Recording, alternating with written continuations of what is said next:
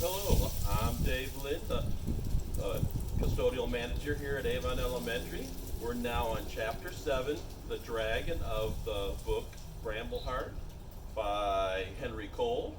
And let us begin.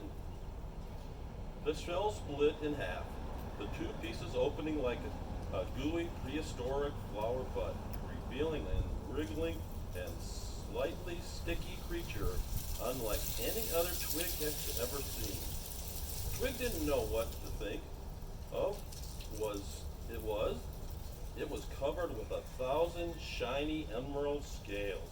The scales rippled and shimmered, one moment flat against the curved back and round belly of the creature, then suddenly pointing out of its body as though it was alarmed or excited. A miniature mountain range of small red purple bumps ran down the spine from the base of his head to the tip of its tail. It had it had two slightly rounded wings that looked like they had made of soft cinnamon velvet, checkered and with tiny veins of turquoise blue. A hooked claw jutted out at the crook of each wing, sharp and glinting in the sun. Twig couldn't stop staring at his eyes. They were like two kaleidoscopes, fiery sunflower yellow with flecks of brilliant gold and brownish copper. The tiny creature tilted its head this way and that, studying its surroundings for the first time. It's formidable but adorable, and Twig knew exactly where he had seen it before. It closely resembled the picture in his book collection. It was a dragon. Twig was fascinated but curious. Well, hello, little guy, he ventured, his voice squeaky. You're real. You're not just a picture in a book.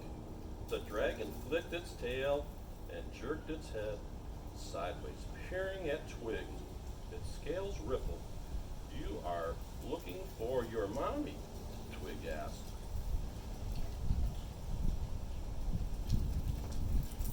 Where's your mom? Oh, he quickly spun around and looked in each direction. The dragon stared at Twig for a moment, then opened its beak-like mouth. It Twig scooted back in surprise.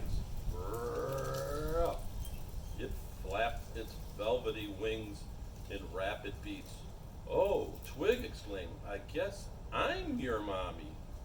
The dragon dropped at Twig, its wings fluttering, mouth agape, eyes excited, and golden almost landing on top of him. Whoa! Not so fast, little fella. I'm just a temporary mommy. There's a small cluster of wild grapes nearby. Twig hurriedly picked a few of them and laid them on the ground in front of the baby dragon, who sniffed with its tongues and thoroughly experimenting, then looked up at Twig. Twig was disappointed. No, he thought for a moment, then he took the grapes and squeezed them into pulp. Better? The dragon sniffed again, and then globbed them down. Twig lifted a stone, finding and wriggling earthworm and a roly-poly bug, and made a presentation of them on a platter of bark. Here, how is this? The dragon looked out a squeaky, plain bleak like a rusty gate in the breeze, and then ate them up. Twig tore the leaves into strips, then chewed them a little, and then spit them out, thinking perhaps mother dragons regurgitated when feeding their offspring.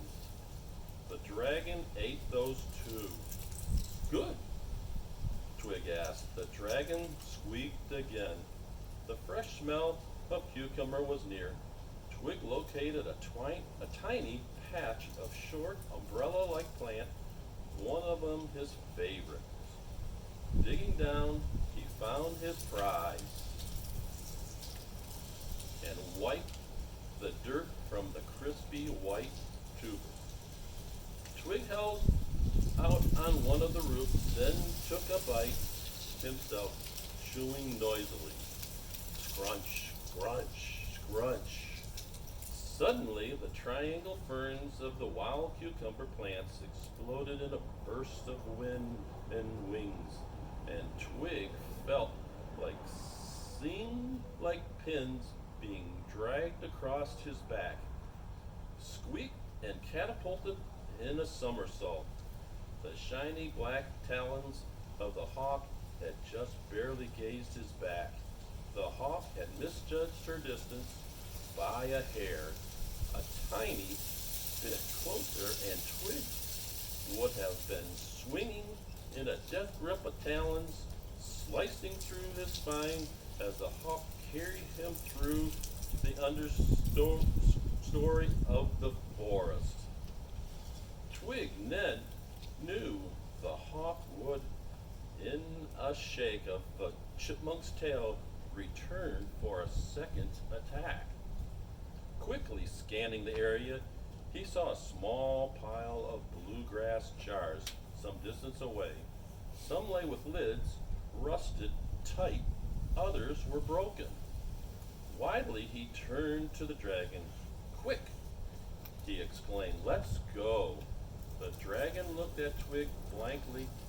In a panic, Twig yanked on the dragon's tail and pulled it along, and then grabbed hold of one of the dragon's wings.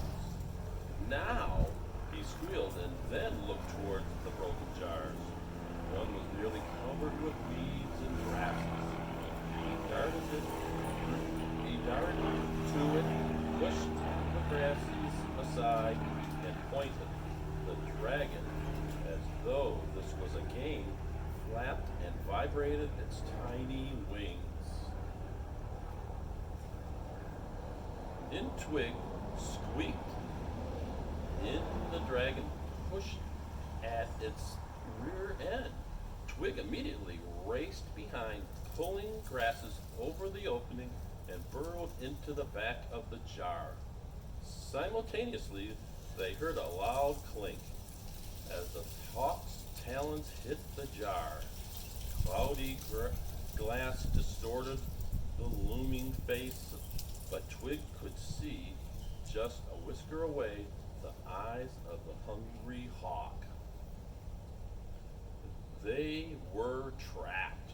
The hawk glared into the jar. Twig knew that if it weren't for several millimeters of clear blue glass, the hawk would have ate him. The hawk shrieked again, furiously and frustrated. Her beak was hard-edged and strong. She snapped at the jar, attacking repeatedly. Now the yellow eyes of the hawk, staring in the dragon, seemed to sense the danger, but backed against the curve of the glass, quivering. It's okay, buddy, Twig whispered. I won't let anything happen to you.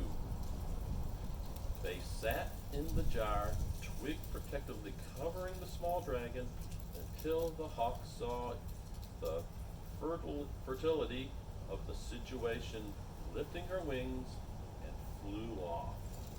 Looking nervously at the sky, and heart still racing, Twig emerged from the jar. The dragon wiggled out after him. The fresh air outside was intoxicating, and Twig breathed in deeply. It felt good to be alive. Now suddenly they wanted to be home. They looked at the dragon, his whiskers twitching. Time for me to go, he said. I'm heading back home. He turned, started to scamper away, but the newly hatched dragon hopped after him. No, not with me, Twig ordered. Head back home, wherever it is. The baby dragon blinked at Twig. Go home. The dragon flicked its tail. This time, it was Twig who blinked. He knew he couldn't leave the defenseless creature alone in the woods. But a dragon in the hill wouldn't that wouldn't work. The council would not have it. Twig looked sympathetically at the dragon.